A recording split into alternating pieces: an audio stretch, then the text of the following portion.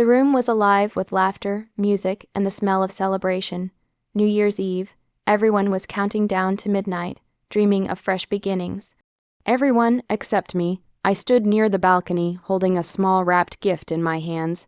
It wasn't expensive, but I had saved for weeks to buy it.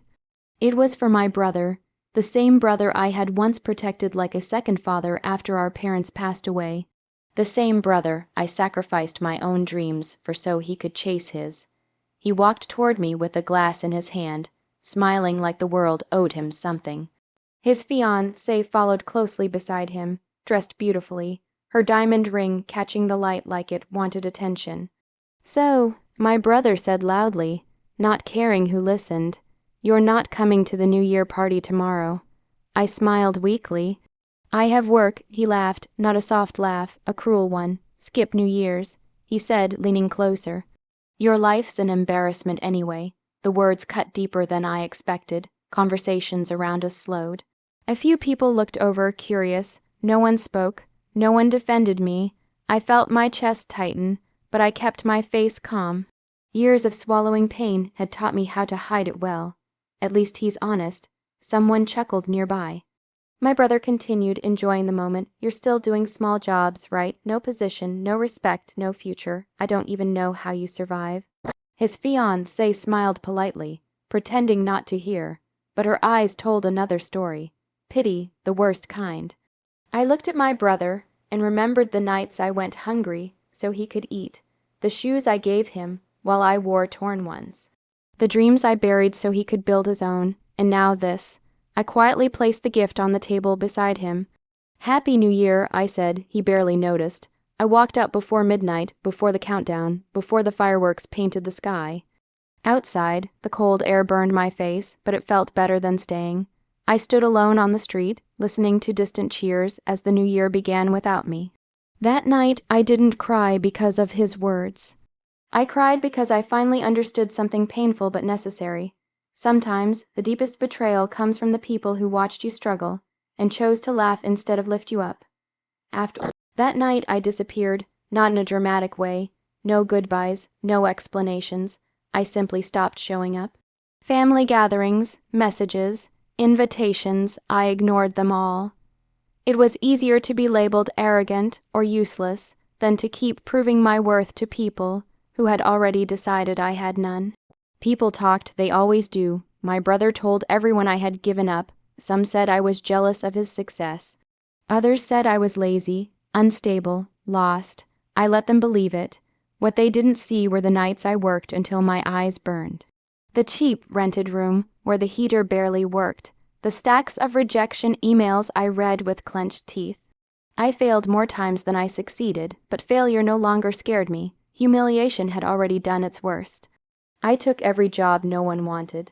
Late shifts, contract work, unpaid internships that promised nothing but experience. During the day I learned, at night I practiced.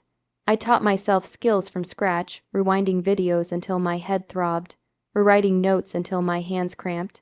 There were moments I wanted to quit, moments when exhaustion whispered that my brother had been right. But then I remembered his laughter, and somehow that memory pushed me forward. I stopped measuring my life by other people's timelines. I stopped waiting for approval. Instead of asking, "When will they respect me?" I asked, "What can I build with what I have?" Slowly, quietly, things began to change. A small opportunity turned into a contract. A contract turned into trust. Trust turned into something I had never owned before, confidence. Not loud confidence, not the kind you post online. The quiet kind that grows when you survive storms alone. Still, I stayed silent. No social media, no announcements, no celebrations. I learned that success grows better in the dark, away from jealous eyes and familiar doubts. On nights when loneliness felt heavy, I reminded myself why I had chosen this path. I wasn't chasing revenge. I was chasing freedom, freedom from shame, from begging, from being seen as less. One evening, as I walked home under flickering streetlights, I realized something important. Silence didn't mean I was losing. It meant I was becoming someone they wouldn't recognize, someone strong enough to stand in any room without lowering his head. And when the time came, I wouldn't need to speak at all. My presence would say everything. The boardroom was quiet, the kind of silence that carried authority. Floor-to-ceiling windows overlooked the city I once struggled to survive in. Now it worked for me. I adjusted my cufflinks, listening as my assistant reviewed the agenda. This meeting mattered, new partners. New expansion, another step forward, then the door opened. "Sir," my assistant said calmly, "the representatives from the investment group have arrived." I looked up and time slowed. She walked in first, my brother's fiancée. For a moment, her confident smile stayed in place, practiced and professional. Then her eyes met mine. The smile collapsed. Color drained from her face as recognition hit. She stopped walking. The room noticed I stood up slowly, my movements deliberate, no rush, no surprise. I had imagined this moment 100 times, yet when it arrived, my heart was steady. "Please," I said evenly, gesturing toward the table. "Have a seat." She sat, hands trembling slightly, trying to regain control. I could see the thoughts racing behind her eyes. This isn't possible, this can't be him. A few seconds later, the door opened again, and my brother walked in. He was laughing at something on his phone until he looked up. His laughter died instantly.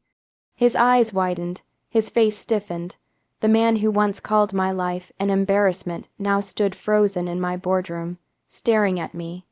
I nodded politely, "Good morning." No anger, no satisfaction, just calm. The meeting began. Charts, numbers, strategy. I spoke with clarity and confidence, answering questions, leading discussions, owning the room without raising my voice.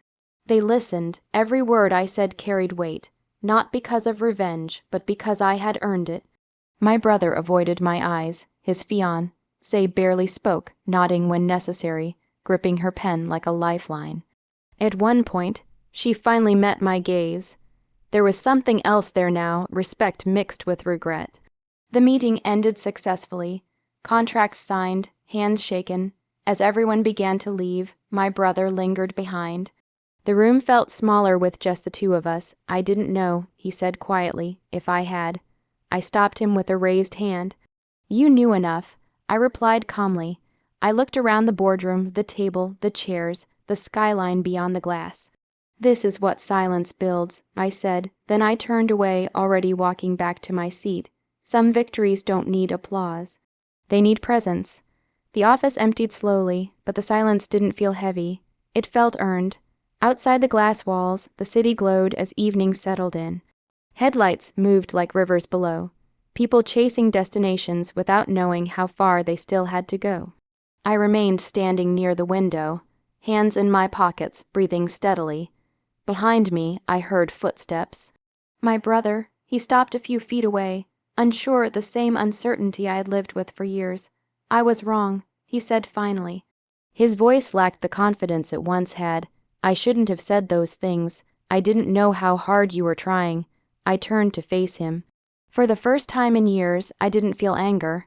I didn't feel the need to prove anything. The wound he had created had already healed, not with forgiveness, but with growth. "You didn't break me," I said calmly. "You showed me who I needed to stop living for." He lowered his eyes. "I thought success made me better," he admitted. "I see now it just made me louder." I nodded, and silence made me stronger. He looked around the boardroom, at the table where decisions were made, at the skyline reflecting ambition and effort. Reality had settled in. "I don't expect forgiveness," he said, "but I hope we can start again." I paused not to punish him, but to honor my own journey.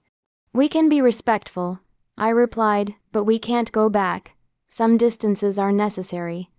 He accepted that with a quiet breath. When he left, I sat down alone, letting the moment pass without celebration. Victory didn't feel like fireworks. It felt like peace. Later that night, the city exploded with light. Fireworks, New Year's Eve. I remembered his voice from years ago. "Skip New Year's." "Your life's an embarrassment." I smiled softly. I hadn't skipped it. I had postponed it. Standing by the window, I raised a glass of water, nothing fancy, nothing loud. "To growth," I whispered, "to becoming." The past didn't knock again. It didn't need to. I had already moved beyond it. Revenge didn't come through destruction or humiliation. It came through success with grace, and that was the kind of ending no one could take away from me.